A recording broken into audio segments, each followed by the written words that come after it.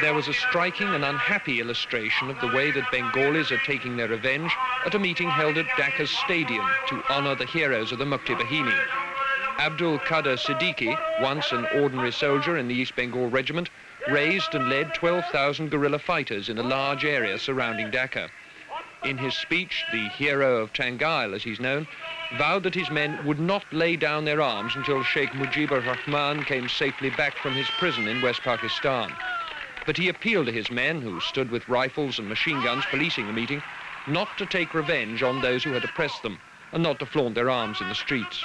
As he spoke, 5 men, said to have been caught looting and abducting some women, were brought to the back of the rostrum. They were bound and beaten by Siddiqui's men.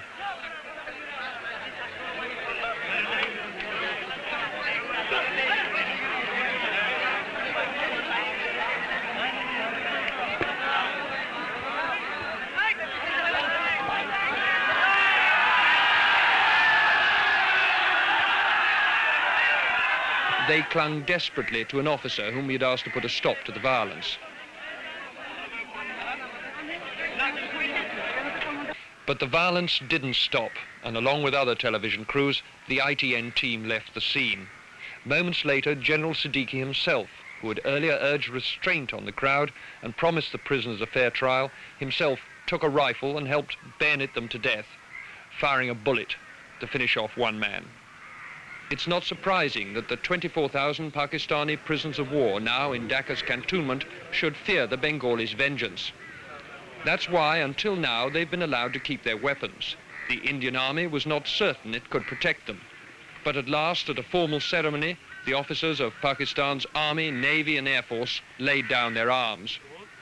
It was a somewhat theatrical event. General Gandharv Nagra assured the officers that they would be treated with the utmost correctness according to the Geneva Convention. We shall provide all protection and safety. No measures of reprisals would be taken.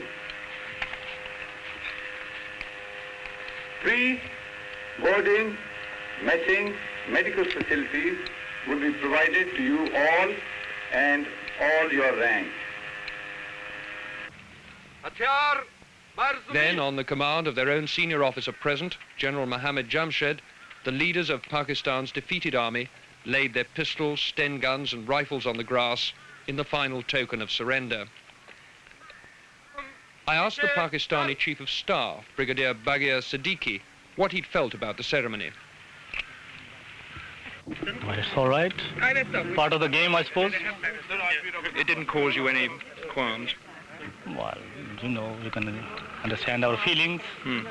But as the General said, this does happen, and so people have to play the game, and I think it's a part of the game. We have to accept it in good grace.